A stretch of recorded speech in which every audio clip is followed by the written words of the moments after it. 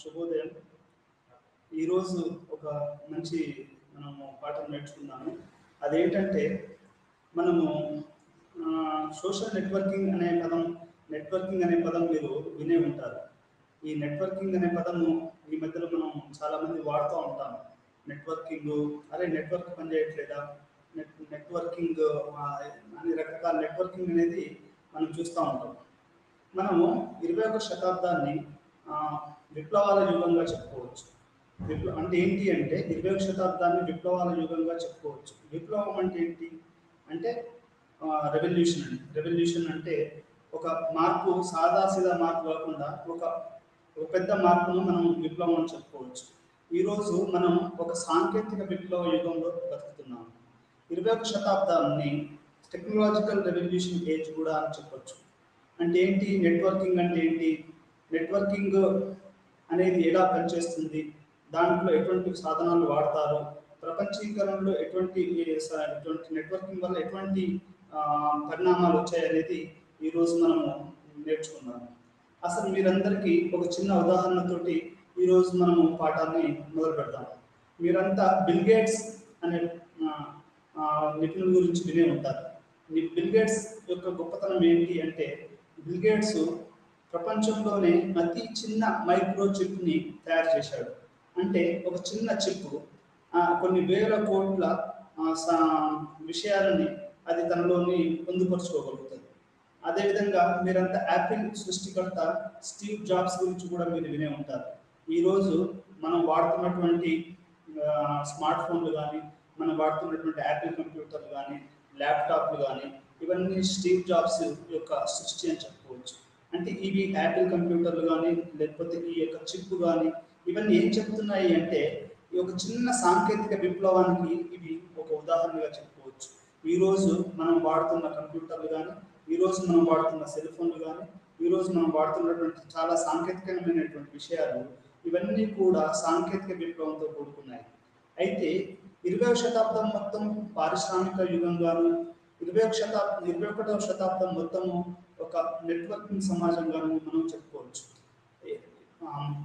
America, Europe లాంటి దేశాలు చాలా వరకు పారిశ్రామికరణ చెందాయి. అంటే పెద్ద పెద్ద పరిశ్రమలు, ఉక్కు పరిశ్రమలు, ఇప్పుడు మనకు ఉత్పత్తి కార్లు, లేకపోతే సెల్ ఫోన్లు, కంప్యూటర్లు, విమానాలు చాలా వరకు యూరోప్లోనే తయారవుతాయి. ఆ తర్వాత యూరోప్ సమాజము అది 21వ శతాబ్దంలో ఒక నెట్వర్కింగ్ సమాజంలో, అంటే ఆ దశ దాటిపోయి ఒక కొత్త దశలోకి వచ్చింది.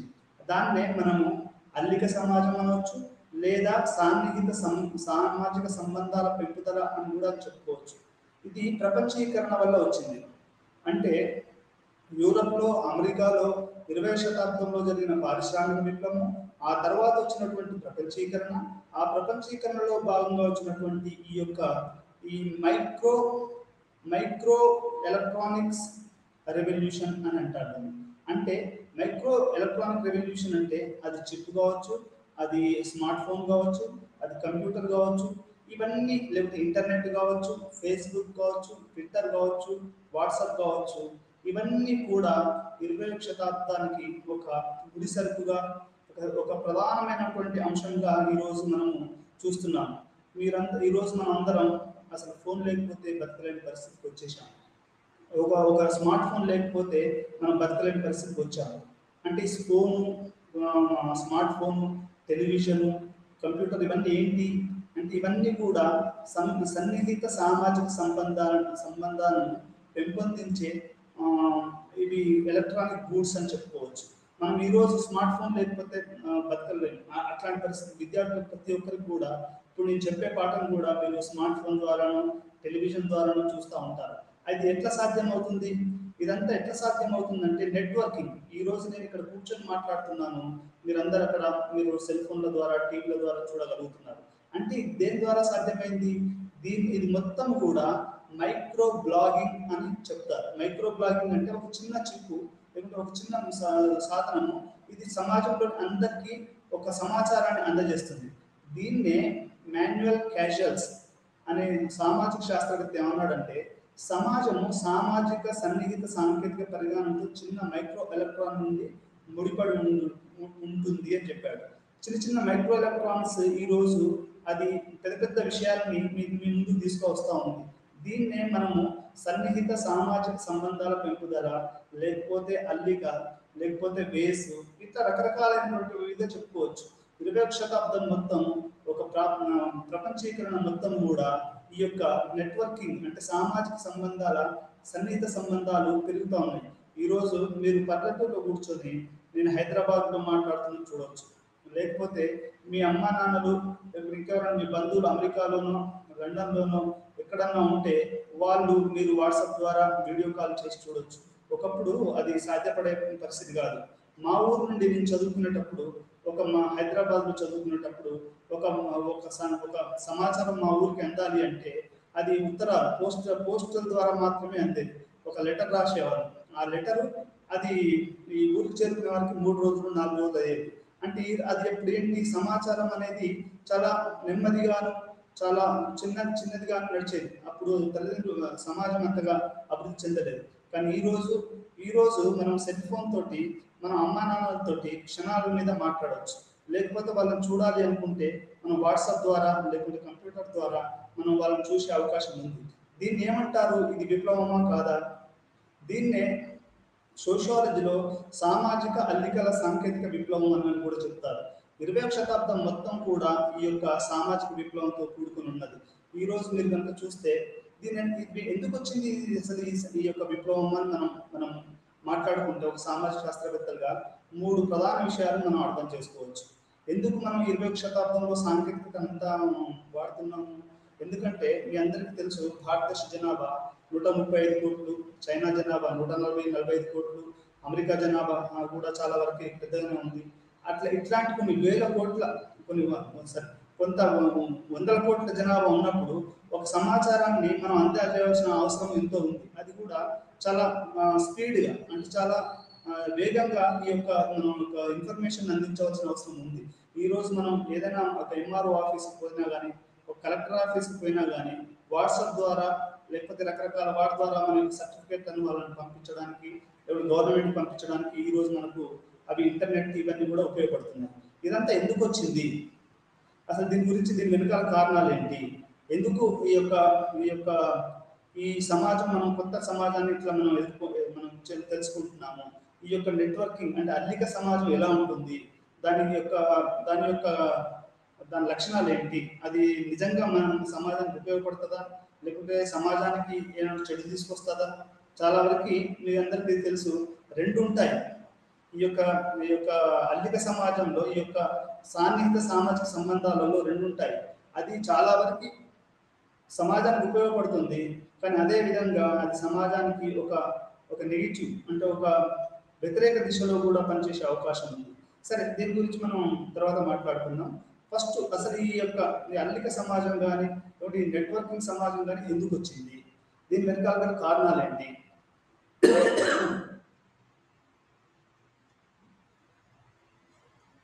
దీనికి మనము 3 ప్రధాన కారణాలుగా చెప్పుకోవచ్చు. ఒకటి, పరిశ్రమ పునరేకీకరణ. అంటే పరిశ్రమలు ఇప్పుడు పెద్ద పెద్ద పరిశ్రమలు పునరేకీకరణ జరిగింది. అంటే ఏంటి పునరేకీకరణ అంటే ఏంటి అంటే పరిశ్రమలలో ఇప్పుడు కంప్యూటర్లు వాడడము, లేకపోతే ఇంకా మైక్రో బ్లాగింగ్ వాడడం అనేది మాది మొదలైంది. అది పారిశ్రామిక పునరేకీకరణగా చెప్పుకోవచ్చు. ఈ పారిశ్రామిక పునరేకీకరణలో భాగంగానే మనకు ఇంటర్నెట్, కంప్యూటరు, మిగతా అన్ని కూడా వచ్చాయి. మీకు ఒక ఉదాహరణ చెప్తాను. ఇక్కడ మొట్టమొదటిసారిగా భారతదేశంలో కానీ ప్రపంచంలో కానీ ఎటువంటి కొత్త విషయం వచ్చినా కానీ అది డిఫెన్స్ అంటే మన డిఫెన్స్ రీసెర్చ్లో వస్తుంది. డిఫెన్స్ రీసెర్చ్ అంటే అది దేశ అంతర్గతానికి సంబంధించినటువంటి ఒక పరిశోధనలో వస్తుంది. అదేవిధంగా మనకు ఇప్పుడు ఉన్నటువంటి ఇంటర్నెట్ కూడా అది మొట్టమొదటిసారిగా యుఎస్లో కానీ యూకేలో కానీ వాళ్ళ యొక్క దేశ భద్రతకు సంబంధించిన పరిశోధనలో మొట్టమొదటిసారిగా మొదలైంది అని చెప్పుకోవచ్చు. అది అట్లా మొదలైంది. అది పరిశ్రమలు ఉపయోగించడము, ఆ యొక్క ఇంటర్నెట్ని ఆ పరిశ్రమల నుంచి కంప్యూటర్లను ఉపయోగించడము, ఆ కంప్యూటర్లు ఆ తర్వాత ఆ యొక్క ఇంటర్నెట్ని తర్వాత అది వ్యాపార రంగంలో ఉన్న వాళ్ళు ఉపయోగించడము, ఆ తర్వాత మళ్ళీ చిల్లర కొట్ల వాళ్ళు ఉపయోగించడము, ఆ తర్వాత సామాన్య మానవులు కూడా ఉపయోగించడం జరుగుతుంది. అంటే మీరు ఒకటి గుర్తుపెట్టుకోవాల్సిన విషయం ఏంటంటే ఏదైనా ఒక కొత్తది వచ్చింది అంటే అది ఒక పరిశోధన సంబంధించినటువంటి ఒక ల్యాబ్లో నుండి అది బయటకు వస్తుంది. ఆ రకంగా యూరప్, అమెరికా పారిశ్రామిక పునరేకీకరణ జరిగాయి. పారిశ్రామిక పునరేకీకరణ జరగడం అంటే అప్పుడున్న పరిశ్రమలు మనుషులతోటి, కార్మికులతోటి వాళ్ళతో నడిచాయి. ఆ తర్వాత కంప్యూటర్ అనేది పరిశ్రమల్లో పెట్టడం జరిగింది. మీ అందరికీ తెలుసు, కంప్యూటర్ అంటే, కంప్యూటింగ్ అంటే గణించడం అని అర్థం. అది గణాంకాలు చేస్తుంది. ఇప్పుడు మనం ఒక ఒక పెద్ద లెక్కనిచ్చామనుకోండి, ఆ లెక్కని అది కంప్యూటర్ కొన్ని క్షణాలలో చేస్తుంది. అంటే చాలా వేగవంతంగా అది లెక్కలు చేస్తూ ఉంది. అంటే ఇది మొట్టమొదటిసారిగా పరిశ్రమల్లో ఉపయోగించడము, ఆ పరిశ్రమల వాళ్ళు మళ్ళీ వేరే వాళ్ళకి ఇవ్వడము, ఆ రకంగా కంప్యూటరు, ఇంటర్నెట్ అనేది అది సమాజంలోకి రావడము జరిగింది. ఇది ప్రధానమైనటువంటి మనం విప్లవంగా చెప్పుకోవచ్చు. మనం ఇంకో భారతదేశంలో కనుక మన కంప్యూటర్ కనుక చూస్తే, అది మొట్టమొదటిసారిగా ఇస్రో అంటే ఇండియన్ రీసెర్చ్ అండ్ స్పేస్ రీసెర్చ్లోకి మొట్టమొదటిసారిగా కంప్యూటర్ రావడం జరిగింది. ఒకవేళ మీరు యూనివర్సిటీ ఆఫ్ హైదరాబాద్ని చూసుకుంటే, దాంట్లో పరం కంప్యూటర్ని చూడొచ్చు. పరం కంప్యూటర్ అనేది ప్రపంచంలోనే అత్యంత వేగవంతంగా గణన చేసినటువంటి ఒక శక్తివంతమైనటువంటి కంప్యూటర్, గణాంక శాస్త్రం అన్నమాట. అంటే ఇట్లా పరిశ్రమ పునరేకీకరణ, తర్వాత పరిశోధనలలో ఈ కంప్యూటర్ రావడము, దానికి తోడుగా ఇంటర్నెట్ అంటే అంతర్జాలం రావడము, ఆ తర్వాత రకరకాలైనటువంటి యొక్క వాట్సాప్లు, ఆ తర్వాత ఫేస్బుక్లు, ట్విట్టర్లు, ఇవన్నీ కూడా రావడం అనేది జరిగింది. అంటే ఇక్కడ చెప్పుకోవాల్సిన విషయం ఏంటంటే, ఇక్కడ పారిశ్రామిక దేశాలు మొట్టమొదటిసారిగా ఈ యొక్క కొత్త రకమైనటువంటి విప్లవానికి దారితీశాయని మనము చెప్పుకోవచ్చు. దీన్నే మనం నెట్వర్కింగ్ సొసైటీ అంటాము. నెట్వర్కింగ్ సొసైటీ అంటే ప్రతిదీ కూడా ఒక సాంకేతికతతో కూడుకొని ఉంటుంది. అది డబ్బుల వ్యవహారమే కావచ్చు, అది లేకుంటే ఏదైనా ఫంక్షన్సే కావచ్చు. మీరందరికీ మీకు ఒక ఉదాహరణ చెప్తాను. ఇప్పుడు మ్యారేజే జరుగుతుంది అనుకోండి. ఒక 30 సంవత్సరాల కనుక మనం వెనక్కి వెళ్తే భారతదేశంలో ఒక మ్యారేజ్ జరుగుతుంటే అది ఎటువంటి ఒక ఫోటో తీయడం అట్లా ఉంటుంది. ఈరోజు ఒక మ్యారేజ్ జరుగుతుంటే దాన్ని ప్రత్యక్ష ప్రసారం చేస్తూ ఉన్నారు. అది ఎలా సాధ్యం? అది ఎలా సాధ్యం అంటే అది సాంకేతిక విప్లవము, సాంకేతిక నెట్వర్కింగ్ ద్వారానే అది సాధ్యమని మనం చెప్పుకోవచ్చు. అంటే పరిశ్రమలు ఈ పునరేకీకరణలో భాగంగా ఇంటర్నెట్, కంప్యూటర్లు, సాంకేతిక విప్లవం అనేది వచ్చింది. అయితే ఇది ఏ రకంగా మన అందరికి ఉపయోగపడుతుందా? మరి సాంకేతిక విప్లవమే అన్నింటికి మూల కారణమా? దాన్ని ఒక్కదాన్నే మనం ప్రగతికి ఉదాహరణగా తీసుకోవచ్చా? లేకపోతే మనం దాన్ని ఎలా అర్థం చేసుకోవాలి? ఇప్పుడు మూడో ప్రపంచ దేశాలలో జనాభా ఎక్కువ ఉంది. అది కంప్యూటర్లు ఏమో విదేశాలలో కంప్యూటర్లు ఉపయోగించడం వీటి వల్ల, ఎందుకంటే జనాభా తక్కువ ఉంది కాబట్టి అక్కడ ఉపయోగించారు. కానీ మూడో ప్రపంచ దేశాలు ఇండియా, పాకిస్తాన్, బంగ్లాదేశ్, నేపాల్, ఈ కంట్రీలలో అసలు మనం ఈ యొక్క నెట్వర్కింగ్లోకి రావచ్చు. అది మన తర్వాత దాని గురించి మనము డిస్కస్ చేద్దాం. ఇది మొట్టమొదటిగా అంటే పారిశ్రామిక పునరేకీకరణ అనేది మొట్టమొదటిసారిగా సాంకేతిక విజ్ఞానానికి, ఆ తర్వాత సాంకేతిక సమాజానికి, నెట్వర్కింగ్ సమాజానికి మూలాలు వేసిందని చెప్పుకోవచ్చు. రెండవ విషయము, ఎందుకు ఈ యొక్క నెట్వర్కింగ్ సొసైటీ వచ్చింది అంటే సన్నిహిత సామాజిక సంబంధాల పెంపుదల ఎందుకు జరిగింది అంటే, రెండోది ప్రధాన కారణం ఏంటి అంటే పర్యావరణ మరియు లైంగిక ఉద్యమాలు. ఏంటయ్యా స్వాతంత్ర ఉద్యమాలు అంటే? ఇప్పుడు మీ అందరికీ తెలుసు, ఒకప్పుడు స్వతంత్ర ప్రతి వాళ్ళు స్వేచ్ఛ స్వాతంత్రాలు అనేవి చదువుకున్న వాళ్ళకి మాత్రమే తెలుసు. ఆ తర్వాత ఈరోజు చదువుకున్న మధ్యతరగతి రోజు రోజుకు పెరగడం వల్ల స్వేచ్ఛ, స్వతంత్రము, వ్యక్తిగతంగా ఆలోచించడము అనేవి చాలా పెరిగిపోయాయి. అదేవిధంగా ప్రతిరోజు కూడా పర్యావరణ మరియు లైంగిక ఉద్యమాలు కూడా పెరుగుతున్నాయి. అంటే ఇవి ఎందుకు చెప్పుకోవాల్సి వస్తుంది అంటే, మనము ఇప్పుడు భారతదేశం గాంధీజీ గారి ఆధ్వర్యంలో మనం స్వతంత్రోద్యమం చేశాము. ఆ రోజు ఉన్నటువంటి సాంకేతిక పరిణామాలు, అప్పుడు ఇంటర్నెట్ లేదు, వాట్సాప్ లేదు, ఏమీ లేవు, ఒక టెలివిజన్ మాత్రమే ఉండేది. అట్లా అది అప్పుడు ఉన్నటువంటి పత్రికల ద్వారా అది ప్రభావితమైందని మనం చెప్పుకోవచ్చు. కానీ ఈరోజు చాలా వరకు ఎక్కడో ఒక చిన్న చోట ఉద్యమం జరిగితే ఈరోజు అది ప్రపంచవ్యాప్తంగా అవుపడుతుంది. మనం పర్యావరణ ఉద్యమం తీసుకుందాం. మన భారతదేశంలో కనుక తీసుకుంటే పర్యావరణ విప్లవం అనేది చిప్కో మూమెంట్ అని మీరు వినే ఉంటారు. చిప్కో మూమెంట్ అనేది సుందర్లాల్ బహుగుణ గారు కానివ్వండి, లేకుంటే రాజస్థాన్లో ఉన్నటువంటి ఒక కమ్యూనిటీ కానీ ఒక పర్యావరణ ఉద్యమాన్ని వాళ్ళు మొదలుపెట్టడం జరిగింది. అంటే అంటే స్వతంత్రంగా మనుషులు ఆలోచించడము, ఆ తర్వాత వారు ఉద్యమాలు చేయడము తమ స్వేచ్ఛ స్వతంత్రాల గురించి.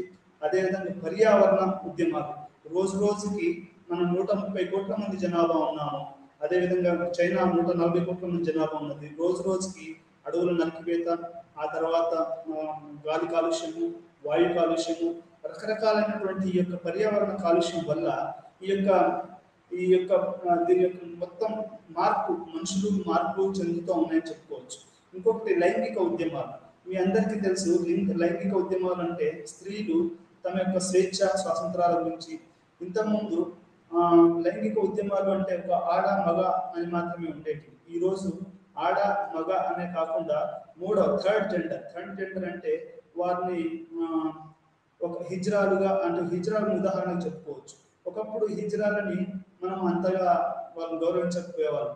కానీ ఈరోజు లైంగిక ఉద్యమాల వల్ల ఏమవుతుందంటే హిజ్రాలని, ఆ తర్వాత బయోసెక్సువల్స్ని, వీళ్ళందరినీ కూడా హోమోసెక్షువల్స్ని, వీళ్ళందరినీ కూడా మనము గౌరవించవలసి ఉంది. వారు కూడా మనము సమాన హక్కులు కానీ సమానంగా మనం వారిని గౌరవించడం అనేది జరుగుతుంది. అంటే ఇది ప్రధానంగా దాన్ని పీర్ గ్రూప్ ప్రెషర్ అని కూడా అంటారు. ఇప్పుడు మొన్న హైకోర్టు కానీ మన సుప్రీంకోర్టు కానీ వాళ్ళు కూడా ఈ యొక్క హిజ్రాలకి మద్దతుగా వాళ్ళకు సమానమైనటువంటి హక్కులు ఉన్నాయని వాళ్ళు ఈ మధ్యలో కొన్ని జడ్జిమెంట్ కూడా ఇవ్వడం జరిగింది. అంటే ఇట్లాంటి ఉద్యమాలు, ఇక్కడ చెప్పవలసిన పాయింట్ ఏంటి అంటే పర్యావరణం కానీ మరియు లైంగిక ఉద్యమాలు, ఇట్లాంటి ఉద్యమాలు అనేటివి, స్వేచ్ఛా స్వతంత్ర ఉద్యమాలు అనేటివి ఈ యొక్క సామాజిక మాధ్యమాన్ని, ఆ తర్వాత మనం ఆలోచించిన విధానాన్ని పూర్తిగా మార్చివేశాయని చెప్పుకోవచ్చు. మూడో విషయం స్వేచ్ఛా స్వతంత్ర సంస్కృతి. స్వతంత్ర సంస్కృతి అనేది మీకు కొంచెం సోదాహరంగా వివరిస్తాను. ఇప్పుడు మనం గ్రామీణ ప్రాంతాలలో ఉంటే అమ్మ నాన్న చెప్పడం వినడము, తల్లిదండ్రులు చెప్పింది వినడము, లేకపోతే టీచర్స్ చెప్పింది వినడము, ఇవన్నీ ఉంటాయి. కానీ నగర జీవితం అనేది స్వేచ్ఛ స్వతంత్రము సంస్కృతి. గ్రామీణ ప్రాంతాలు కూడా ఉంటాయి అనుకోండి. స్వేచ్ఛ స్వతంత్ర సంస్కృతి అనేది రోజు రోజుకి అది పెరుగుతూ ఉంది. అంటే విద్య పెరిగిన కొద్దీ స్వేచ్ఛ స్వతంత్రం సంస్కృతి ఇవన్నీ చాలా విపరీతమైనటువంటి మార్పులు వస్తూ ఉన్నాయి. అది ఒకప్పుడు అది యూరోప్లో కానివ్వండి, అది అమెరికాలో కానివ్వండి, అది భారతదేశంలో కానివ్వండి, ఇంకా లేకుంటే జపాన్ లాంటి దేశాలలో కూడా స్వేచ్ఛ స్వతంత్రం అనే ఈ రెండు పదాలు అనేవి మీరు మీ మిత్రులతో మాట్లాడుకుంటుంటే కూడా మీరు మాట్లాడుతూ ఉంటారు, ఏంట్రా మనకి అంత మాత్రం స్వేచ్ఛ లేదా అని. అంటే ఈ స్వేచ్ఛ అనేది ఏంటి? స్వేచ్ఛ అనేది మన భారతదేశంకి ఎప్పుడు వచ్చింది? స్వతంత్రం అనేది ఎప్పుడు వచ్చింది? మరి అంతకుముందు మనం స్వేచ్ఛగా లేమా, అంతకుముందు స్వతంత్రంగా లేమా అంటే ఉన్నాం. కానీ అప్పుడు వేరే వాళ్ళ యొక్క మనం పరిపాలనలో ఉన్నాం. ఆ తర్వాత స్వేచ్ఛ స్వతంత్రం అనేది మనం సంపాదించుకున్నాం. అంటే ఇక్కడ చెప్పదలుచుకున్న విషయం ఏంటి అంటే రోజు రోజుకి ప్రపంచవ్యాప్తంగా అది యువతి యువకులలో కానీ మానవ సమాజంలో కానీ ఈ స్వేచ్ఛ స్వతంత్రం సంస్కృతి అనే మూడు పదాలు మీరు ఎక్కడైనా పోండి, మీరు అవి చాలా విరివిగా ఉపయోగించడం జరుగుతుంది. అంటే ఏంటి, ఇక్కడ ప్రతి వాళ్ళు కూడా తమ యొక్క హక్కులు, మీరు స్వేచ్ఛ స్వతంత్రం సంస్కృతి స్వేచ్ఛ నా హక్కు. ఇప్పుడు దాశరథి రంగాచార్య అన్నారు తెలంగాణ నా జన్మ హక్కు అని. అంటే అదొక స్వేచ్ఛ, అదొక సంస్కృతి, ఒక సాంప్రదాయంగా మనము చెప్పుకోవచ్చు. మీరు ప్రపంచంలో ఎక్కడ పోయినా కానీ ఈ యొక్క స్వేచ్ఛ స్వతంత్రత సంస్కృతి అనేది రోజు రోజుకి పెరుగుతుంది. రోజు రోజుకి చదువు పెరగడం వల్ల ఈ మూడు కూడా ఎక్కువ పెరిగి, అంటే వారు ఒకప్పుడు వీళ్ళ గురించి వాళ్ళు పేపర్లలో రాసేవారు. పేపర్లలో అది న్యూస్ పేపర్లో వాళ్ళు ఏదైనా కవిత రాశారనుకోండి, అది న్యూస్ పేపర్ అనేది పోవడం, అది అచ్చు కావడం అనేది చాలా లేటుగా జరిగేది. అది పేపర్లో కొంతమంది కవికి నచ్చకపోతే వాళ్ళు అచ్చు వేయకపోయేవాళ్ళు. అంటే తన యొక్క అభిప్రాయం అక్కడ జరిగే అవకాశం లేదు. కానీ ఇప్పుడు మైక్రో బ్లాగింగ్ అంటే ఒక చిన్న పరికరం, అది వాట్సాప్ అనుకోండి, లేకపోతే ఇంకొక మీకు నచ్చినటువంటి లేకుంటే ఇంటర్నెట్ అనుకోండి, లేకుంటే మీరు బ్లాగింగ్ నడుపుతున్నారు అనుకోండి, మీరు స్వేచ్ఛగా మీ యొక్క కవితను కానీ లేకుంటే మీరు రాసిన వ్యాసాన్ని కానీ అది మీరు పెట్టుకోవచ్చు. అంటే ఇక్కడ ఏం జరిగిందయ్యా, ఒకప్పుడు పత్రికలు టీవీ ఛానళ్ళు మాత్రమే కవులకి, కళాకారులకి, లేకపోతే రచయితలకి, లేకుంటే పెద్ద పెద్ద పరిశోధకులకు అవకాశం ఇస్తే ఇచ్చినట్టు, లేకుంటే లేదు. కానీ ఈరోజు ఆ పరిస్థితి లేదు. ఈ యొక్క మైక్రో బ్లాగింగ్ ఎప్పుడైతే వచ్చిందో, అంటే ఇది మాన్యువల్ క్యాజువల్స్ ప్రకారము ఇది చిన్న చిన్న మైక్రో ఎలక్ట్రానిక్స్, అది చిప్పు, అది ఒక చిన్న చిప్పు. మనం దాంట్లో కానీ మనం వాట్సాప్లో పెడితే అది చాలా మంది ఉన్నటువంటి మీ మిత్రులకు కానీ అది వేరే వాళ్ళకి అది పోతుంది, వాళ్ళంతా చదువుతారు. ఇప్పుడు మీరు ఒక ఉదాహరణకు ఒక వ్యాసం రాశారనుకోండి, దాన్ని వాట్సాప్లోనో ఫేస్బుక్లోనో పెడితే అది వేరే వాళ్ళు కూడా షేర్ చేసుకొని అది చదువుతారు. అంటే ఈరోజు ఏమైంది, ఒక కొత్త రకమైనటువంటి స్వేచ్ఛ, ఒక కొత్త రకమైనటువంటి స్వతంత్రం, ఒక కొత్త రకమైనటువంటి సంస్కృతి వచ్చింది. ఇది ప్రపంచవ్యాప్తంగా చాలా వేగవంతంగా జరుగుతూ ఉంది. ఈరోజు ఇండియాలో ఉన్న మనము అమెరికాలో ఉన్న వాళ్ళతో చాలా ఈజీగా మాట్లాడుకోగలుగుతున్నాం. ఇది స్వేచ్ఛ స్వతంత్ర సంస్కృతి అని దీన్ని మనం చెప్పుకోవచ్చు.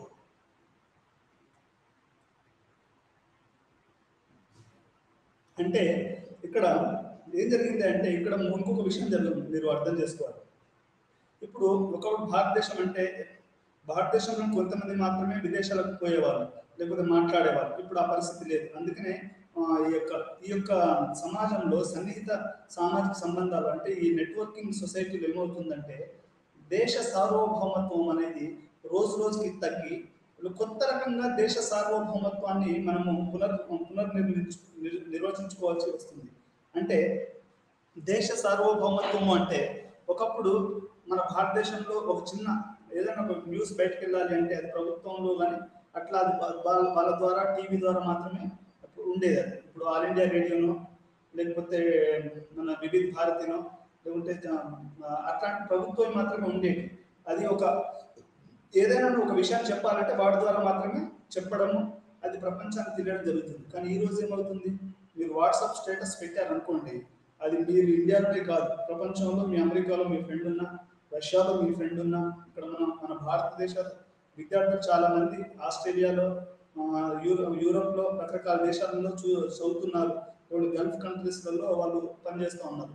వాళ్ళందరితో కూడా ఈ మైక్రో ఎలక్ట్రానిక్ బ్లాగింగ్, అంటే ఈ చిన్న చిన్న పరికరాల ద్వారా మనము వాట్సాప్లో చేస్తే అది ప్రపంచానికి మొత్తానికి అందుతుంది. దీన్నే మనము స్వేచ్ఛ స్వతంత్ర సంస్కృతి అని చెప్తాము. అంటే ఇది రోజు రోజుకి పెరిగి ఇంతింతై వట్టుడింతై అన్నట్టుగా ఇది రోజు రోజుకి పెరుగుతుంది. ఇది ఒక నూతన సమాజం అని చెప్పుకోవచ్చు.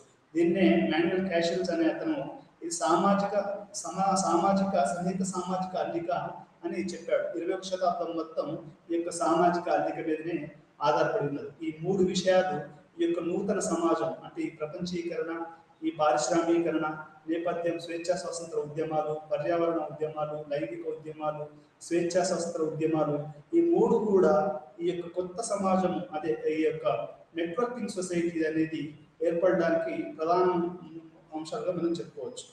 రెండో విషయం, అసలు మనం నగర సమాజ శాస్త్రంలో ఈ యొక్క నెట్వర్కింగ్ సొసైటీని ఎలా చూడాలి అంటే, మీరందరూ ఒకటి గుర్తుపెట్టుకోండి, రోజు రోజుకి సామాన్య మానవుని ఆవిర్భావం జరుగుతుంది. సామాన్య మానవుని ఆవిర్భావం జరగడం అంటే ఏంటి అంటే, ఒకప్పుడు పెద్దవాళ్ళు, రాజకీయ నాయకులు, లేకపోతే కలెక్టర్లు, లేకపోతే ఇంకేదన్నా అంటే భయము, భక్తి అట్లాంటివి ఉండేవి. కానీ ఈరోజు ఆ పరిస్థితులు లేవు. ఈరోజు ఏంటి అంటే సామాన్య మానవుని ఆవిర్భావం జరిగింది. సామాన్య మానవుని ఆవిర్భావం అంటే ఏంటి అంటే, వాళ్ళు కలెక్టర్లైనా, వాళ్ళు రాజకీయ పెద్ద నాయకులైనా కానీ వాళ్ళు కూడా సామాన్యులే. వాళ్ళు ఏమాత్రం వాళ్ళకి పెద్ద తేడా లేదు, వాళ్ళకి మనకి తేడా లేదు, మనం ఉండకూడదు కూడా అని ఒక సామాజిక it is a rise of ordinary అని దాన్ని ఇంగ్లీష్లో చెప్తారు. అంటే ఒక రైజ్ ఆఫ్ ఆర్డినరీ హ్యూమన్స్, ఒక సాధారణ మానవుని ఆవిర్భావం అనేది ఈరోజు మనం సిటీలలో చూస్తూ ఉంటాం. మీరందరికీ ఇప్పుడు మీకు ఒక మంచి ఉదాహరణ చెప్తాను. అదేంటి అంటే, ఒక సినిమాలో నటించే నటునికి అది ఊర్లో చాలా పెద్ద ఎత్తున వాళ్ళకి అభిమానులు ఉంటారు. కానీ అదే నగరంలో అతను ఎంత పెద్ద సినిమా నటుడైనా కానీ అతన్ని సామాన్యంగా చూస్తారు. ఎందుకు అంటే, నగరంలో అందరు చదువుకున్న వాళ్ళు ఉంటారు. ఈ చదువుకున్న వాళ్ళకి అంటే భారత రాజ్యాంగం ప్రకారం కానీ, లేకుంటే హేతువాదం ప్రకారం కానీ, ప్రతివాడు మనిషి అనేవాడు ఇంకో మనిషికి సమానము అనేది సామాన్య మానవుని ఆవిర్భావం అనేది నగర శాస్త్రంలో మనము ఈ యొక్క నెట్వర్కింగ్ సొసైటీలో తెలుసుకోవాలని నేను చెప్తున్నాను. అంటే దీంట్లో రెండు విషయాలు, అంటే ఇట్లా కొన్ని కోట్ల మంది సామాన్య మానవుని ఆవిర్భావం, కొన్ని కోట్ల మంది సామాన్యులు ఉంటారు. కొన్ని కోట్ల, ఇప్పుడు భారతదేశంలో ఏదో ప్రధానమంత్రి, ముఖ్యమంత్రులు, మంత్రులు, కలెక్టర్లు, లేకుంటే డబ్బులున్న వాళ్ళు తప్ప మిగతా వాళ్ళకి సామాన్యులుగానే చెప్పుకోవచ్చు. అంటే సామాన్యుని యొక్క ఆవిర్భావం జరిగింది. అయితే ఇక్కడ అల్లిక సమాజం కానీ, లేకపోతే దీన్ని సన్నిహిత సామాజిక ఆ, సన్నిహిత సామాజిక సాంకేతికతలో ఏం జరుగుతుంది అంటే రెండు విషయాలు మీరు గుర్తుపెట్టుకోవాలి. ఒకటి అధికారము, రెండోది సాధికారత. అంటే ఇప్పుడు ఈ మైక్రో ఎలక్ట్రానిక్స్ ఇవన్నీ రావడం వల్ల ఏమవుతుంది సమాజానికి, లేకపోతే సామాన్య మానవునికి ఏం జరుగుతుంది అని మీరు నన్ను ప్రశ్నించవచ్చు. ఏమని? ఇప్పుడు ఇంత మనం దీనివల్ల ఏమవుతుంది, అసలు ఇది మంచిదైన సమాజానికి? దీనివల్ల రెండు పరిణామాలు అనేవి చాలా ప్రభావవంతంగా జరుగుతుంది. ఒకటి అధికారం, రెండోది సాధికారత. అధికారం అంటే ఏంటో తెలుసుకుందాం. అధికారం అంటే తన మాటని వేరే వాళ్ళ మీద ప్రభావవంతంగా నెరవేర్చడం. అంటే ఇప్పుడు ఒక ఇద్దరు వ్యక్తులు ఉన్నారనుకోండి, ఆ ఒక వ్యక్తి తన యొక్క మాటని వేరే వాళ్ళ మీద ప్రభావం చేర్పించాడు, అతను అధికారంగా చేస్తున్నాడని చెప్పుకోవచ్చు. పవర్, దాన్ని ఇంగ్లీష్లో పవర్ అంటారు.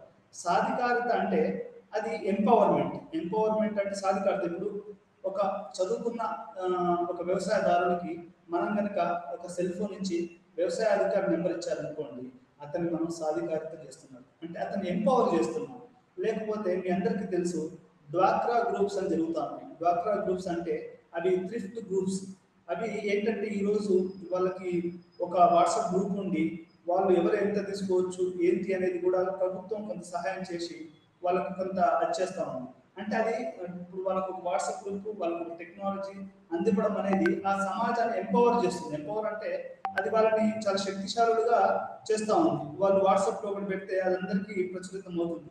దీన్నే సోషియాలజీ ఏమంటారంటే ఎంపవర్మెంట్ అని చెప్తారు. అంటే భారతదేశంలో సాదాసీదా జనాలు కూడా ఈరోజు వాట్సాప్లు, ఇంటర్నెట్లు, లేకపోతే ఇంకా రకరకాల చిన్న చిన్న వాటి ద్వారా కూడా చాలా సాధికారత దిశగా అడుగులేస్తున్నారని చెప్పుకోవచ్చు. యువత, చదువుకున్న విద్యార్థులు, వ్యవసాయదారులు, పారిశ్రామికంలో ఉన్న వాళ్ళు ఈ యొక్క టెక్నాలజీ వల్ల, ఈ యొక్క సోషల్ నెట్వర్కింగ్ సైట్ వల్ల ప్రజలు సాధికారత అనేది వాళ్ళు తెచ్చుకుంటున్నారు. ఇది రెండు రకాలైనటువంటి ఈ యొక్క విషయాలు ఈ యొక్క నగర సామాజిక శాస్త్రము మరియు నెట్వర్కింగ్ లో మనం జరుగుతాయని చెప్పుకోవడం జరుగుతుంది. అయితే మీరు గమనించాలి, అదేంటి అంటే మనకు అంతా మంచిగానే అవపడుతుంది.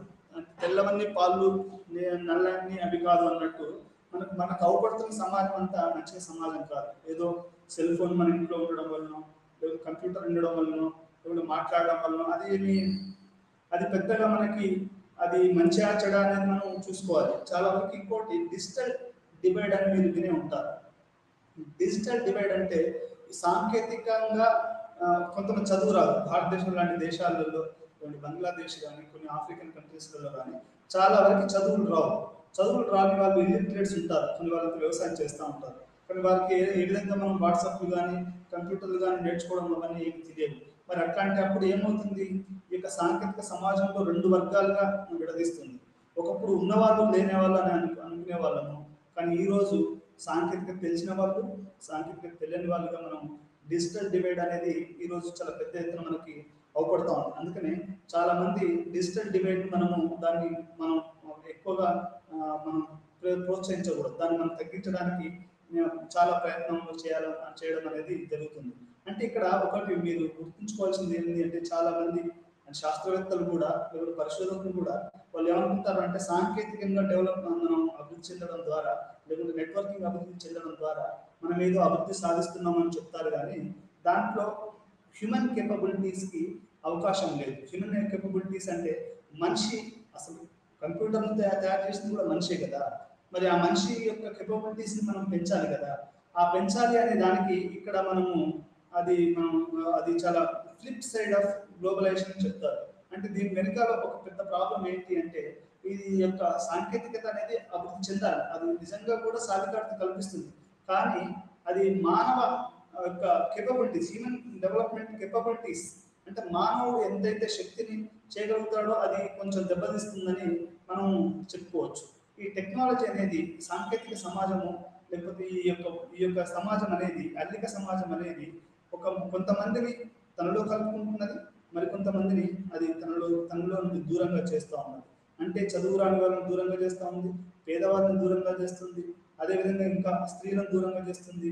కొంతమంది వెనుకబడ్డ తరగతులు, మిగతా వాళ్ళని కూడా, వెనుకబడ్డ ప్రాంతాల వాళ్ళని కూడా దూరంగా చేస్తుందని చెప్పుకోవచ్చు. అంటే సామాజిక అల్లిక, సాన్నిహిత సంబంధాలు అనేటివి చాలా కలపడానికి మరియు వేర్పాటు కూడా ఇది దారి తీస్తుందని చెప్పవచ్చు. మనం ఉదాహరణకు చెప్పుకుంటే, చాలా ఇప్పుడు ఒక మధ్యప్రదేశ్లో కానీ, లేకుంటే ఒక తెలంగాణ ఆదిలాబాద్ లాంటి జిల్లాలలో కానీ ఆ సాంకేతికత లేకపోవడం వల్ల అక్కడ గిరిజనులకు ఏమీ తెలియకపోవచ్చు. అంటే మనం కొన్ని లక్షల మంది గిరిజనులని ఈ సాంకేతికత అనేది వేరు చేస్తాం. మనం అందరం ఇంటర్నెట్ వాడతాం, మనందరం వాట్సాప్ వాడతాం, కానీ వాళ్ళు వాడకపోవచ్చు. ఎందుకంటే వాళ్ళకి చదువు రాదు, వాళ్ళకి అది అంత కొనుగోలు శక్తి కూడా లేదు.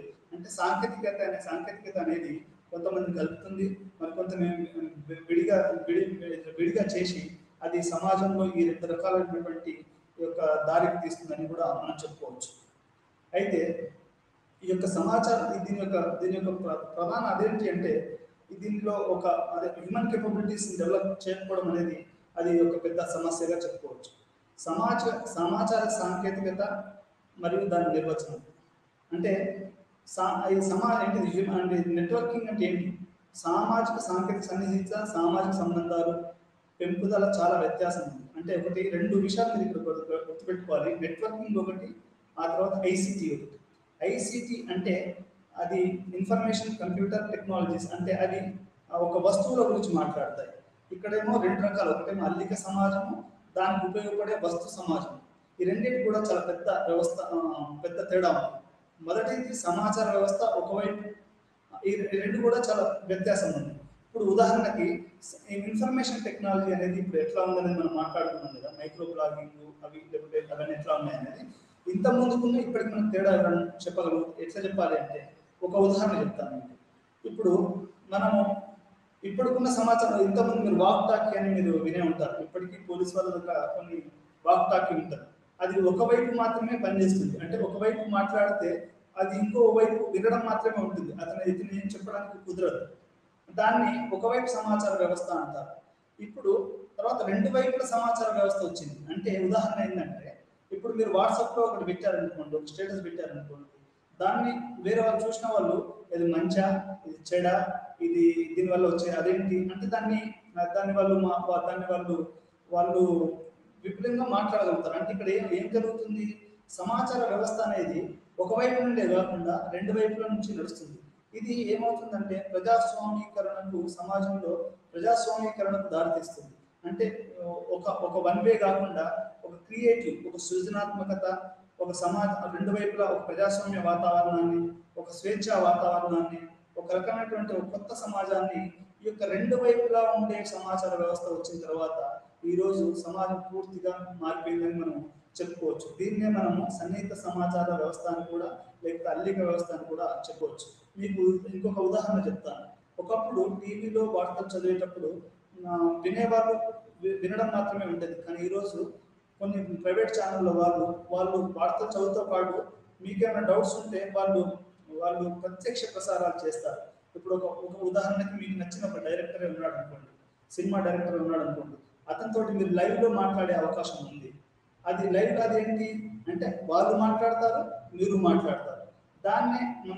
దాన్ని అనేది ఇంతకుముందు ఆ సమాచార వ్యవస్థ లేదు. అంటే మీరు 2 వైపులా ఉండే సమాచార వ్యవస్థ లేదు. ఇది చాలా ప్రధానమైనటువంటి యొక్క అంశంగా నేను గుర్తుపెట్టుకోవాలి. అంటే సమాచారంలో వచ్చినటువంటి ఇది ఒక విప్లవం. ఒకవైపు అంటే ఇప్పుడు చెప్పేవాడు ఉంటే అందరూ చెప్తారని ఒక సామెత ఉంది తెలుగులో.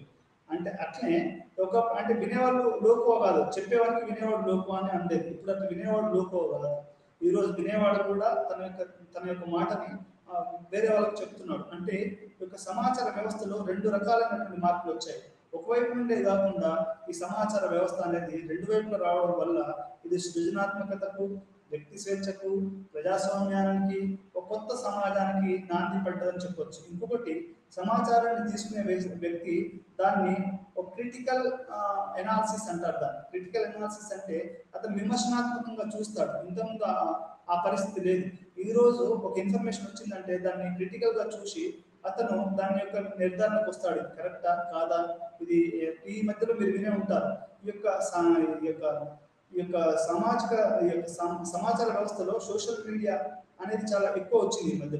సోషల్ మీడియాలో ఈరోజు సోషల్ మీడియా అంటే సామాజిక మాధ్యమాలలో చాలా తప్పులు చాలా వస్తున్నాయి, చాలా ఫ్యాక్ట్ చెకింగ్ కూడా వస్తుంది. అంటే ఈరోజు సమాచార వ్యవస్థ అనేది ప్రతి వాళ్ళకి ఒక ఒక దగ్గరి వస్తువులాగా అయిపోయి ఎవరు పడితే వాళ్ళు తమ యొక్క అబద్ధాలను కూడా, అంటే అది ఎంత మంచి చేస్తుందో, ఎంత దగ్గరకు వస్తుందో, ఎంత ప్రజాస్వామీకరణ చెందిందో, అంతే వేగంగా అది చెడు కూడా, అంటే అది ఒక ఫాల్స్, ఒక దాన్ని అంటే ఒక ఒక తప్పుడు సమాచారాన్ని ఇచ్చే వ్యవస్థ కూడా ఇట్లా తయారైంది. అంటే సమాచార వ్యవస్థ అంటే ఈ యొక్క ఇది అనేది ఎంత ప్రజాస్వామీకరణ చెందింది, 20వ శతాబ్దంలో ప్రపంచీకరణలో ఇది ఎంత ముఖ్యమో అనేది మనం ఈరోజు మనం మాట్లాడుకుంటున్నాం. అంటే ఈ యొక్క సమాచార వ్యవస్థలు ఈ రెండు మీరు చాలా one way communication, two way communication. ఒకవైపు నుండే సమాచార వ్యవస్థ, రెండు వైపుల నుంచి సమాచార వ్యవస్థ. ఈ రెండింటికి గల మీ తేడాను మీరు చాలా స్పష్టమైనటువంటి మనకు సమాచార వ్యవస్థలో వచ్చినట్టు మనము తెలుసుకోవచ్చు. ఇంకొక ఉదాహరణ చెప్పాలంటే డైల్ యువర్ సీఎం అనే పద్ధతి కూడా ఈ రెండు వైపుల సమాచార వ్యవస్థ వల్లనే వచ్చింది. ఒకప్పుడు ముఖ్యమంత్రితో మాట్లాడాలి అంటే వాళ్ళ ఇంటికి వచ్చి వాళ్ళ ఆఫీస్కి వెళ్ళి ఆయన మీరు మంగళం కానీ మీకున్న సమస్యలు కానీ చెప్పుకోవడము జరుగుతుండేది. కానీ ఈరోజు మీరు ఫోన్ ద్వారా డైల్ యువర్ సీఎం అనే ఒక ప్రోగ్రామ్ ద్వారా అతను ప్రత్యక్షంగా అతనితో మాట్లాడి మీ యొక్క విషయాలు చెప్పుకోవచ్చు. మీకు కొత్తగా వస్తున్నటువంటి కలెక్టర్లు కానీ, జిల్లా ఎస్పీలు కానీ, వాళ్ళు కొత్తగా dial your SP, dial your collector అంటే ఏంటి, ఇక్కడ సమాచార వ్యవస్థ అనేది రెండు రకాలుగా నడుస్తాం. అది అటువైపు నుండి మరియు ఇటువైపు నుండి, అంటే ఇటు ఎస్పీలు కలెక్టర్లు కానీ, అటు తన యొక్క వాళ్ళు బాధ చెప్పుకోవాల్సింది కానీ, అది రెండు రకాలుగా వాళ్ళు దాని వెంబటే వేగవంతంగా చర్యలు తీసుకోవడము, ఆ తర్వాత దాని యొక్క సమస్యలను పరిష్కరించడానికి ఈ రెండు వైపులా ఉన్న సమాచార వ్యవస్థ అనేది చాలా వేగవంతంగా పెరిగి అది ముందుకు వస్తుందని మనం చెప్పుకోవచ్చు. దీని ద్వారా సమస్యల పరిష్కారం చాలా త్వరితగతిన జరుగుతూ ఉన్నాయి. అదేవిధంగా సమాచారం కూడా చాలా తొందరగా అందుతుంది. ఈ రెండు రకాల సమాచార వ్యవస్థనే మనము ఆధునిక సమాజం, 20వ శతాబ్దపు ఆధునిక సమాజం, లేకపోతే దీన్నే మనము సన్నిహిత సంబంధాల వ్యవస్థలు కూడా మనము దీన్ని చెప్పుకోవచ్చు. ఇది ప్రధానమైనటువంటి మనకు సమాచారంలో వచ్చినటువంటి విప్లవం అని చెప్పుకోవచ్చు. ఈ విప్లవం కూడా అది ఎట్లా వస్తుందా, ఎంఎన్ఎల్ క్యాజువల్ ప్రకారం అది మైక్రో బ్లాగింగ్. అంటే ఇవి ఎటువంటి చిప్పు, ఆ తర్వాత ఇంటర్నెట్, ఆ తర్వాత వాట్సాప్, ఫేస్బుక్, ట్విట్టర్, వీటన్నిటి ద్వారా ఇన్స్టాగ్రామ్, వీటన్ని అవి చూడడానికి చిన్నగానే ఉంటాయి, కానీ ఒకసారి మీరు దాంట్లో మెసేజ్ చూస్తే కొన్ని మిలియన్స్ పీపుల్స్కి అది వెళ్ళిపోతుంది. ఉదాహరణకు మీకు చెప్పాలి అంటే షకీరా అనే ఒక ఒక ఒక సింగర్కి, ఒక గాయకురాలికి కొన్ని కోట్ల మంది అభిమానులు ఉన్నారు. ఆమె ఒక చిన్న అది ఇన్స్టాగ్రామ్ అనే ఒక దాంట్లో తన పోస్ట్ చేస్తే కొన్ని లక్షల మంది, కొన్ని కోట్ల మంది ఆమెను ఫాలో అవుతూ ఉంటారు. భారతదేశంలో కూడా మనం ఉదాహరణ తీసుకుంటే 4 సార్ల జాతీయ అవార్డు పొందినటువంటి కంగనా రనౌత్ ఆమె ఇన్స్టాగ్రామ్ వాడుతూ ఉంటుంది. ఆమె ఒక చిన్న ఇన్స్టాగ్రామ్ లో ఒక పోస్ట్ చేస్తే ఆమె దాన్ని చేస్తే అది ప్రపంచంలో చాలా ఆమెకున్నటువంటి ఎన్నో కోట్ల మంది అభిమానులు వాడతారు. ఇంతకుముందు ఇప్పుడున్న మన ప్రధానమంత్రి నరేంద్ర మోడీ గారు ట్విట్టర్ వాడతారు. ఒకసారి ఆయన ట్వీట్ చేస్తే కొన్ని లక్షలు కోట్ల మంది చూస్తారు. అదేవిధంగా బాలీవుడ్ నటుడు షారూఖ్ ఖాన్ కూడా ట్వీట్ చేస్తే కొన్ని లక్షల కోట్ల మంది చూస్తారు. అంటే ఏంటి, దీన్నే మైక్రో బ్లాగింగ్ లేకపోతే మైక్రో బ్లాగింగ్ అని చెప్తారు. అది ఇమాన్యుయల్ క్యాజువల్ ప్రకారం. ఇప్పుడు సమాచారం మొత్తం కూడా అదే ఆ విధంగా జరుగుతుంది. ఇంకొక ప్రధానమైన విషయం మీకు ఇక్కడ చెప్పాదలుచుకున్నాను. అదేంటి అంటే నగరంలోని అన్ని ఆర్థిక విత్త సంస్థలు కూడా ఈ యొక్క నెట్వర్కింగ్ మీదనే ఆధారపడి ఉంటాయి. నెట్వర్కింగ్ అంటే ఈ అల్లికలు, ఈ యొక్క ఇంటర్నెట్, దీని మీదనే ఆధారపడతారు.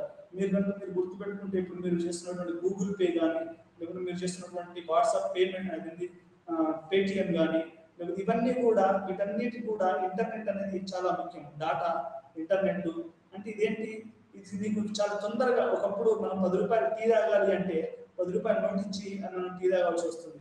కానీ ఈరోజు మనం సమాచార వ్యవస్థ మన చేతిలో, అది ఇంటర్నెట్ ఉండడం వల్ల అది మనం వెంబడి దాన్ని గూగుల్ పే చేయడము, లేకపోతే ఫోన్ పే చేయడం అనేది చేసి మనం టీ తాగి, అంటే దీన్ని ఎలక్ట్రానిక్ మనీ అని కూడా అంటారు. అంటే మొత్తం డబ్బు అనేది క్యాష్లెస్ లేకుండా చేయాలి సమాజాన్ని.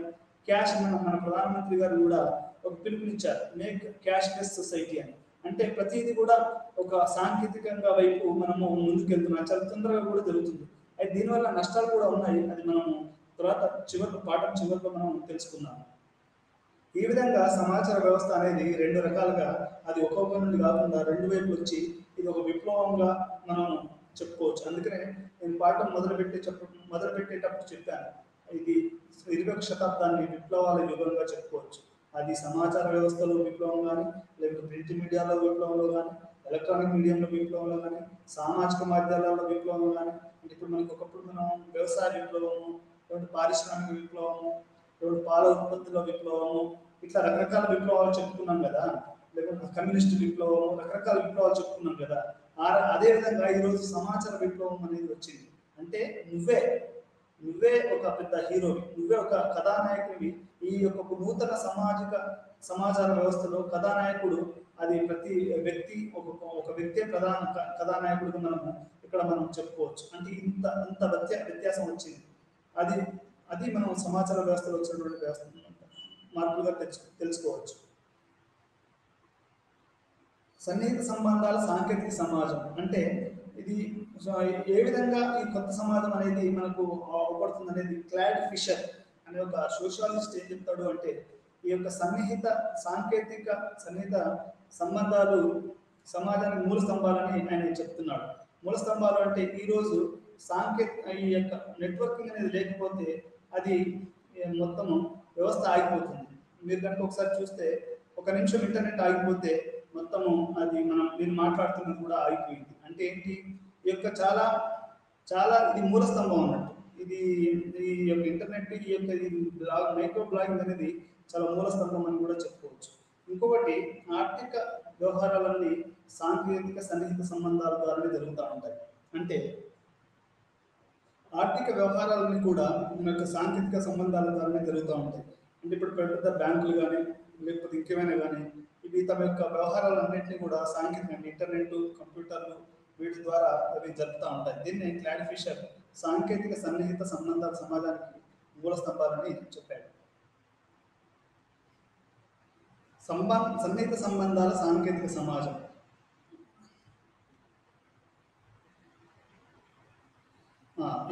ఇప్పుడు ఇంకోటి మనం ప్రాపంచీకరణ మరియు సన్నిహిత సంబంధాల పెంపుదల ప్రక్రియ.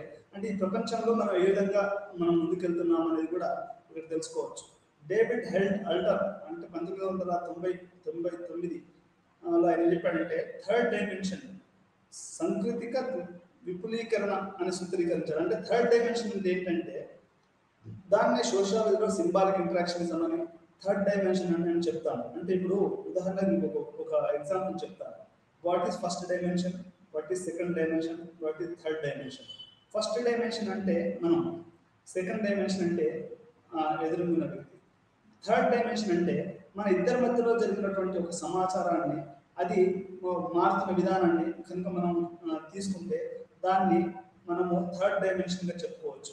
అంటే ఈరోజు మనం ఎక్కడో ఒక జరిగిన ఒక దృశ్యాన్ని మనకు వాట్సాప్లో వచ్చింది అనుకోండి. అంటే అక్కడ ఏం జరుగుతుంది, అక్కడ మొదటి వ్యక్తి లేడు, పంపించిన వ్యక్తి లేడు, రెండో వ్యక్తి లేడు. థర్డ్ డైమెన్షన్ అంటే మధ్యలో వచ్చినటువంటి ఆ ఇమేజ్ మనకు ఒక కొత్త సమాజాన్ని తయారు చేసింది. ఇప్పుడు మొత్తం 21వ శతాబ్దం మొత్తం కూడా థర్డ్ డైమెన్షన్లో నడుస్తుందని చెప్పుకోవచ్చు. థర్డ్ డైమెన్షన్ అంటే మీకు ఏదో వాట్సాప్లో మెసేజ్ వస్తుంది, అది మీరు మాట్లాడతారు. అంటే ఆ యొక్క మెసేజ్ చూసిన మీరు దాని మీద ఆధారపడి దాని మీద మీ యొక్క అభిప్రాయం చెప్పడము, ఇవన్నీ జరుగుతూ ఉంటుంది. అంటే దీన్ని మనకు డేవిడ్ హెల్డ్ అల్టర్ అనే అతను ఇది థర్డ్ డైమెన్షన్ సొసైటీలో కూడా ఆయన విపులీకరించాడు. దీంట్లో 3 విషయాలు ఉన్నాయి. ఒకటి అంతర్జాలం అంటే ఇంటర్నెట్ అనేది ఏ విధంగా అది ప్రభావితం చేస్తుంది. ఇంటర్నెట్ అంటే ఇంటర్నేషనల్ నెట్వర్క్, దీన్ని తెలుగులో మనం అంతర్జాలం అని కూడా అంటారు. రెండోది సర్వసత్తాధికార రాజ్యాల ప్రభావం తగ్గడం. అంటే ఇప్పుడు సర్వసత్తాధికార రాజ్యాల ప్రభావం తగ్గడం అంటే ఏంటంటే, ఇప్పుడు ఇండియా ఉంది ఉదాహరణకి, అంటే ఇండియా లేకుండా పోతుందా? అలా కాదు. అంటే ఇండియా ఉంటుంది, కాకపోతే ఏంటంటే ఇప్పుడు నెహ్రూ గారి టైంకి మోడీ గారి టైంకి చాలా తేడా ఉందని చెప్పుకోవచ్చు. నెహ్రూ గారి టైంలో ఎవరు కూడా విదేశాలకు మాట్లాడాలంటే ట్రంక్ కాల్స్ అవన్నీ బుక్ చేసేవాళ్ళు. కానీ అదంతా పోయి ఈరోజు చాలా మంది, కొన్ని కోట్ల మంది రోజు, లక్షల మంది, కోట్ల మంది రోజు అరబ్ కంట్రీస్కో, అమెరికన్ కంట్రీస్కో మాట్లాడడం జరుగుతుంది. దీనివల్ల ఏమవుతుందంటే రాజ్యాల ప్రభావం తగ్గుతుందని మనం చెప్పుకోవచ్చు. రాజ్యం కూడా తనకు తానుగా మరి కొత్త రకంగా నిర్వర్తించడము జరుగుతుంది. అంటే ఇదేంటి, నేషన్ స్టేట్ అనేది తగ్గుతుంది. అంటే ఇది ఒక భారతదేశంలో ఒక ట్రంకాల్ బుక్ చేసి మాట్లాడవలసిన పరిస్థితి నుండి ఈ రోజున పల్లెటూరు నుంచి అమెరికా మాట్లాడుతున్నాం. అంటే ఏంటి, మధ్యలో రాజ్యం అనేది ఇక్కడ లేదు. అంటే అక్కడ ఏమవుతుంది, రాజ్యం యొక్క ప్రభావం తగ్గుతుందని చెప్పుకోవచ్చు. ఇది మొదటి మొదటి అంటే ఈ యొక్క ప్రపంచీకరణలో జరుగుతున్నది ఏదైతే ఒకటి ఏంటంటే ఇంటర్నెట్. రెండోది ఏంటంటే సర్వసత్తాధికార రాజ్యాల ప్రభావం సార్వభౌమాధికారం అనేది తగ్గడం. మూడోది ప్రాతినిధ్యం మరియు పునర్నిర్వచించడం అంటే రిప్రజెంటేషన్ అంటే ఒక సత్యం ఉందనుకోండి, ఒక సత్యాన్ని మనం దాన్ని చెప్పడం కానీ దాన్ని మాట్లాడే విధానం కానీ అది మారిపోయింది. ఇప్పుడు ఈ యొక్క పాట పెట్టి మీరు యూట్యూబ్లో పెట్టారనుకోండి, అది కొన్ని కోట్ల మందికి అది వినపడుతుంది. మీ అందరికీ తెలుసు అనుకుంటాను, ఈ మధ్యలో బుల్లెట్ బండి అనే ఒక పాట కొన్ని కోట్ల మంది అది చూడడం జరిగింది. అది ఒక చిన్న దాన్ని షూట్ చేసి అది యూట్యూబ్లో పెట్టడం ద్వారా అది కొన్ని కోట్ల మందికి అందింది. అంటే ఇక్కడ అర్థం ఏంటి? సమాజం అనేది తనకు తాను ఎప్పటికప్పుడు పునర్నిర్వర్తించుకుంటుంది. అదే ఇంతకుముందు అది సాధ్యమయ్యే పరిస్థితి కాదు. ఈరోజు ఈ యొక్క ఆధునిక అంతర్జాలం వల్ల, ఇంటర్నెట్ వల్ల నువ్వు ఒక పాట పాడి, బుల్లెట్ బండి పాట, అది ఒక పాలమూరులో ఒక చిన్న వ్యక్తి, ఒక సాదాసీదా కవి కళాకారుడు ఆ పాట రాయడము, అది కొన్ని కోట్ల మంది అది చూడడం అనేది, ప్రతి యువతకు అది ఆకర్షించడము అనేది ఒక కొత్త అంటే ఇదేంటి ఈ సమాజం అనేది ఒక నూతన విప్లవంగా చెప్పుకోవచ్చు. అది నూతన విప్లవం. సమాచార సాంకేతికత అనేది నూతన విప్లవం. ఎందుకంటే ఒక చిన్న గ్రామంలో పాడిన పాట అన్ని కోట్ల మంది చూడడం, వినడం అనేది, దీన్ని ఏమంటారంటే థర్డ్ డైమెన్షన్ అంటాం. మనం ఆ వ్యక్తిని మనం చూడడం అంటే మనం వేరే స్క్రీన్ మీద చూస్తాం, అతను మనం డైరెక్ట్గా చూడలేకపోవచ్చు. దాన్ని మనం థర్డ్ డైమెన్షన్ అంటాం. అంటే ఒక సత్యాన్ని కానీ ప్రాతినిధ్యాన్ని కానీ మనం పునర్నిర్వచించడం అనేది ఇక్కడ జరుగుతుంది. ఇంకొకటి, మనం ప్రపంచీకరణలో ప్రముఖంగా ఇప్పుడు మనం అర్థం చేసుకోవాలి, స్వలింగ సంపర్క ఉద్యమాలు కూడా చాలా ఎక్కువగా జరుగుతున్నాయి. అంటే 1970లో 80లలో ఎట్లయితే ఆకలి గురించి, నిరుద్యోగం గురించి, లేకుంటే ఆరోగ్య సమస్యల గురించి, రేట్ల తగ్గుదల గురించి ఏ రకంగా ఉద్యమాలు జరిగాయో, ఇప్పుడు ప్రపంచీకరణలో ఏం జరుగుతుందంటే స్వలింగ సంపర్క ఉద్యమాలు ఎక్కువగా జరుగుతున్నాయి. అంటే ఏంటి?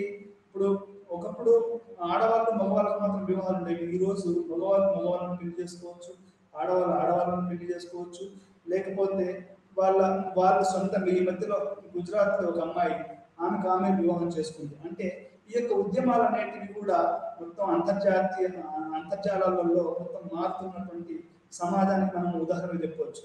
దీన్ని పీర్ అంటారు, పీర్ కమ్యూనిటీ సోషల్ మూవ్మెంట్స్ అని చెప్తారు.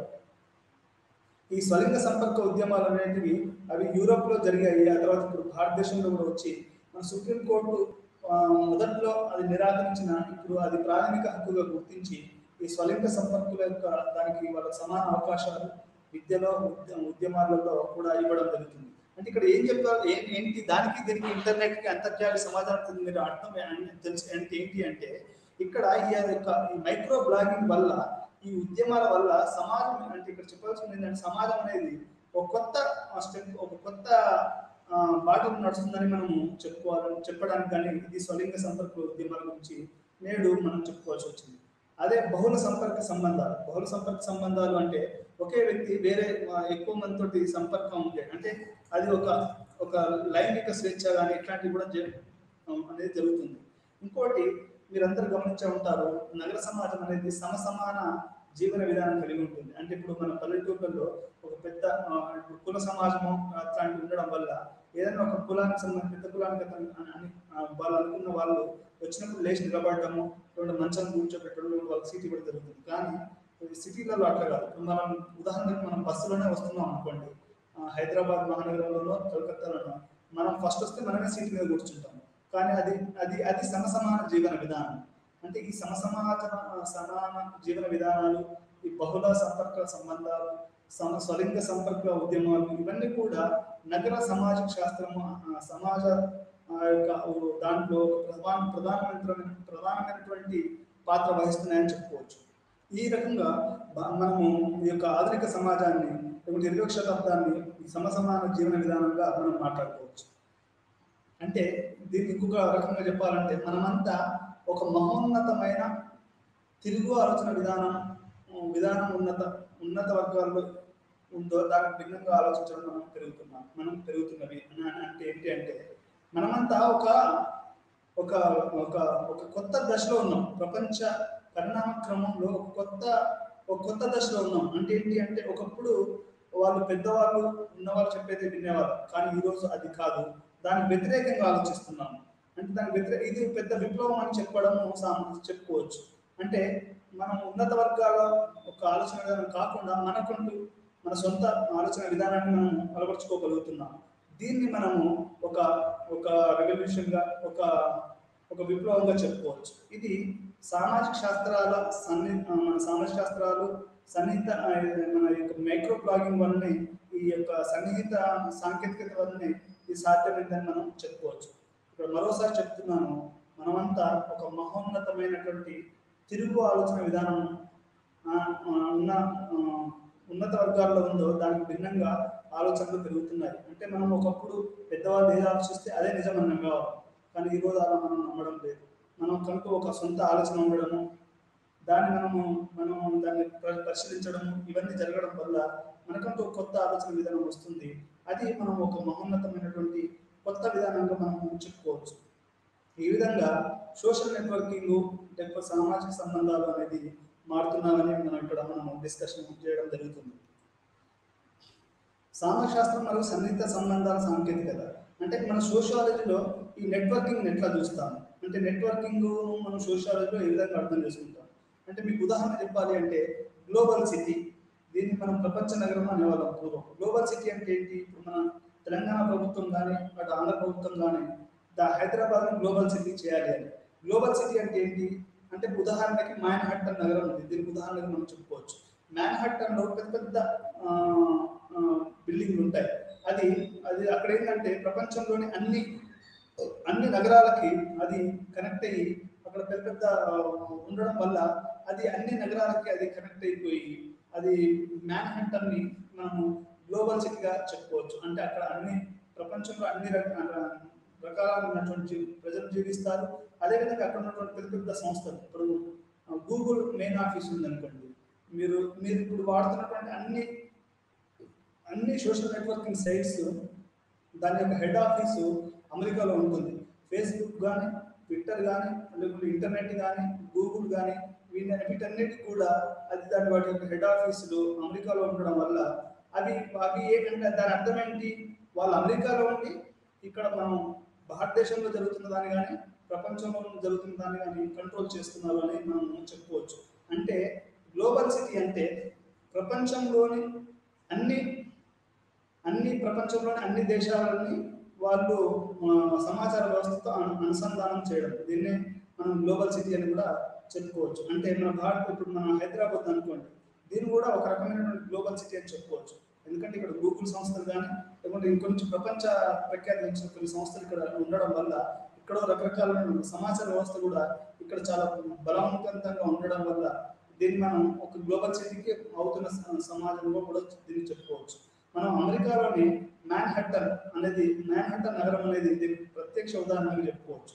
మ్యాన్హట్టన్లో చాలా వరకు విత్త సంస్థలు కానీ సామాజిక సంస్థలు కానీ లేకపోతే ఇంకా మన ఆర్థిక వ్యవస్థ సమాచార వ్యవస్థలు కానీ ఇవన్నీ కూడా అంతర్జాతీయంగా దాన్ని ఏమంటారు అంటే స్పేషియల్ అంటే దాని జాగ్రఫికల్ టెరిటరీ అనేది కట్స్ జాగ్రఫికల్ టెరిటరీ అంటే భౌతిక దూరాన్ని అది తగ్గిస్తుంది.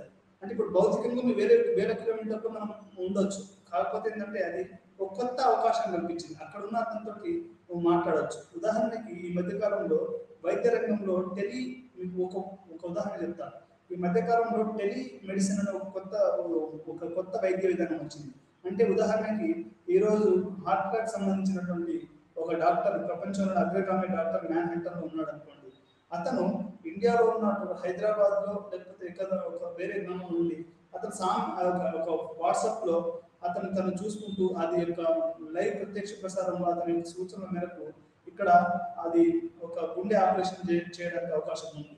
అంటే దీన్ని ఏమంటారు అంటే గ్లోబల్ సిటీ అంటారు. ఇది గ్లోబల్ సిటీ ద్వారానే అది సాధ్యం అవుతుంది.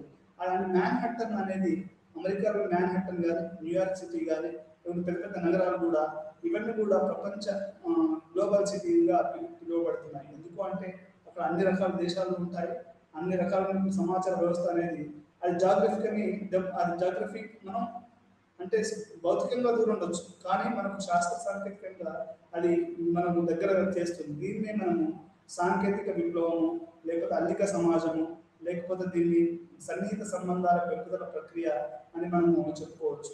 ఈ రకంగా మనము రోజు రోజుకి ప్రతి వాళ్ళు గ్లోబల్ సిటీ కావాలని కోరుకుంటున్నారు, కానీ దానికి చాలా కష్టపడాలి. ఇప్పుడు జపాన్లో టోక్యో, లేకపోతే బీజింగ్, లేకపోతే ఢిల్లీ, ఇవి మ్యాన్హట్టన్, ఆ తర్వాత న్యూయార్క్, ఆ తర్వాత ఇవి కొన్ని ప్రపంచ ముంబై, బాంబే బాంబే ఇట్లాంటి వాటిని కొన్ని గ్లోబల్ సిటీలుగా, హైదరాబాద్, బెంగళూరు, చెన్నై, వీటిని కొన్ని గ్లోబల్ సిటీగా తీర్చిదిద్దే ప్రయత్నాలు అనేటివి చాలా చాలా వేగవంతంగా జరుగుతున్నాయి. ఎందుకంటే వైద్యం, విద్య ఈరోజు మొత్తము ఈ యొక్క ఆర్థిక సమాజంలో ఈ యొక్క సన్నిహిత సంబంధాల విలువలో అనేది చాలా అవసరం వస్తుంది. ఎంత పెద్ద ప్రొఫెసర్ అయినా, ఎంత పెద్ద డాక్టర్ అయినా ఈరోజు ఇంటర్నెట్ లేకపోతే బతికే పరిస్థితి లేదు. ఈరోజు ఎంత పెద్ద, అందుకనే ఈ మధ్యలో supreme court internet is a basic right అని చెప్పింది. అంటే ఈ సమాచార వ్యవస్థ ఎంత అల్లుకుపోయింది అంటే మనుషులలో, ఈ రోజు ఇంటర్నెట్ లేకపోతే సుప్రీంకోర్టు, హైకోర్టులు ఇట్లాంటివి కూడా పనిచేసే పరిస్థితులు లేవు. అంటే అది ఒక ప్రాథమిక హక్కుగా మనం ఈరోజు మనము ఈ యొక్క సామాజిక శాస్త్రం మరియు సాంకేతిక అభివృద్ధిగా మనము చెప్పుకోవచ్చు. ముగింపుగా ఇది మొత్తము కేంద్రీకృత నిచ్చెన మెట్ల పనికి స్వస్తి పలికింది. అంటే ఇది ఒకే దగ్గర ఉండి అందరికి చెప్పడం కాదు, ఇది అందరూ ఎక్కడైనా ఉండి ఎవరైనా ఏ పనైనా చేసుకోవచ్చు అని ఈ యొక్క నూతన సమాజం అనే ఆవిష్కరణ జరిగింది. ఈ రోజుకి ఈ పాఠం ముగించింది. మీ అందరికీ నమస్కారం.